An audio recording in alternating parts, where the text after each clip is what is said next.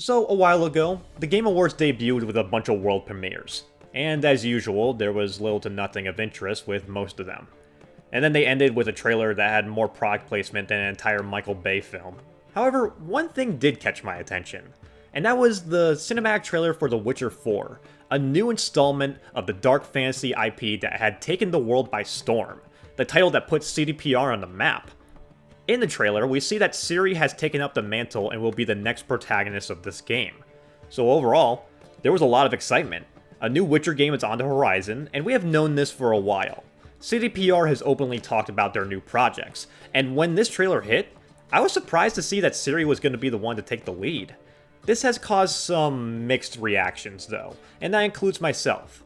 My first reaction was to scream and fangirl because Ciri is one of my all-time favorite characters. I base my OCs off her, I often consciously or subconsciously remake her in games. But after the initial reaction faded, I was left a little quizzical, as I had personally thought the next Witcher game would follow a new character. Following Cyberpunk 2077, I thought that CDPR would do something like V, have a create your own Witcher that would be in a new region, come from a different school, and it would allow you to avoid any issues with the continuity given with the different endings of The Witcher 3. And it can give more freedom to the player as they control a new character. I also thought that it would make sense as Ciri's powers in The Witcher 3, both in lore and in gameplay, are pretty OP. But as I thought about it some more, the idea grew on me, and I'm looking forward to playing as Ciri in the new game. But of course, like anything on the internet, we have the mountains of assholes that take a still frame mid-animation to point out how Ciri looks ugly, or the people that have aneurysms from seeing a woman in any form, which is annoying as usual, but it should not be taken seriously. However, there are still sensible concerns in play here, which I do understand, and, as I've said before, with Ciri as the new protagonist, it seems like they will be making the Ciri become a Witcher ending canon, at least in the continuity of how this game is concerned. And while it is the more popular choice, there is bound to be some backblow from the people that chose to have Ciri become the Empress. Unless CDPR does what they did in the beginning of Witcher 3, where you can make various decisions from previous games if you don't import a save.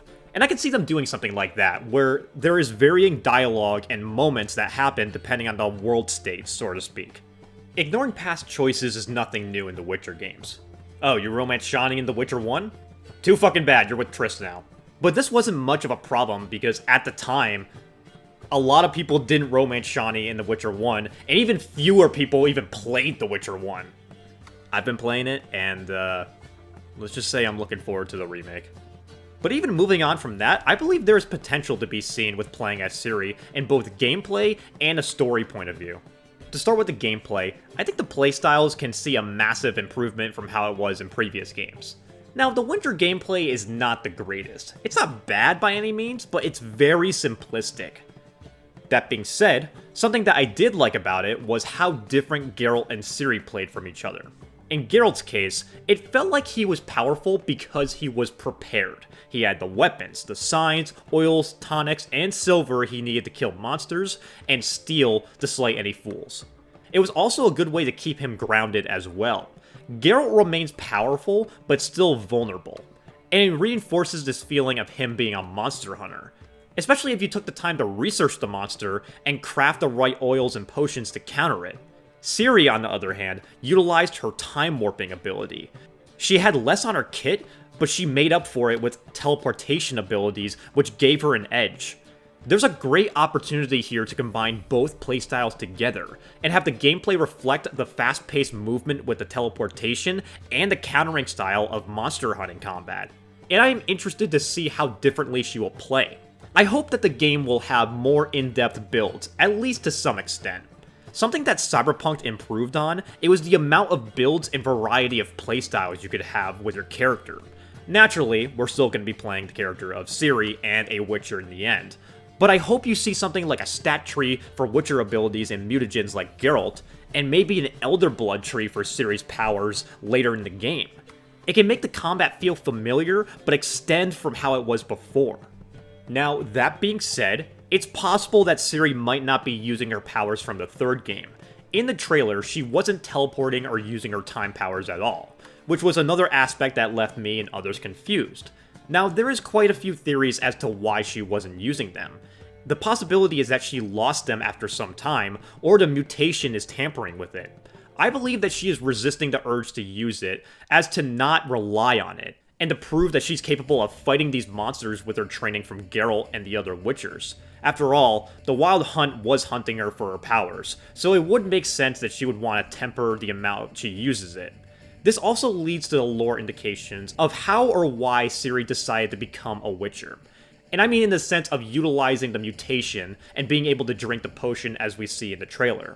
As I've said before, the most popular ending is where Geralt gives her a new sword and sets her up on the path. He outright calls her a Witcher. Here, you'll have ample opportunity soon enough, Witcher.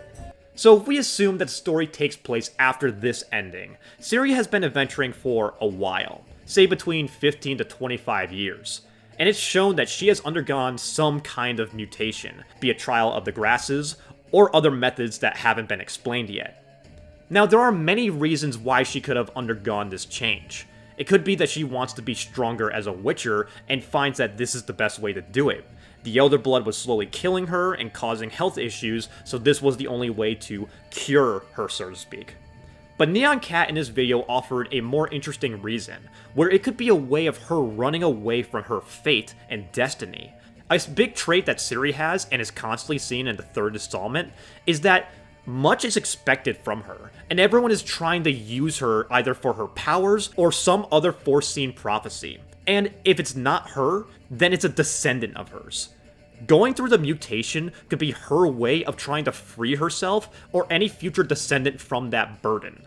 Because, as we see, she doesn't want to have this destiny forced upon her.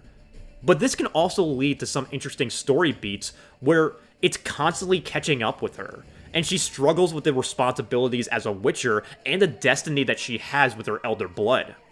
It would also be interesting to see who or what we will be seeing from previous games.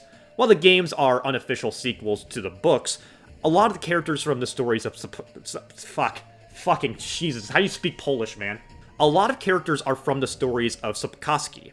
Now, CDPR has made quite a unique identity with their games, and they have built on that with the new armor designs and art style.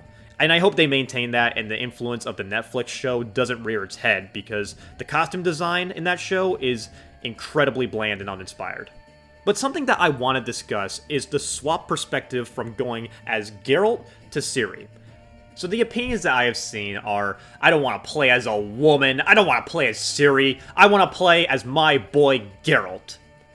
And hearing this took me back a few years.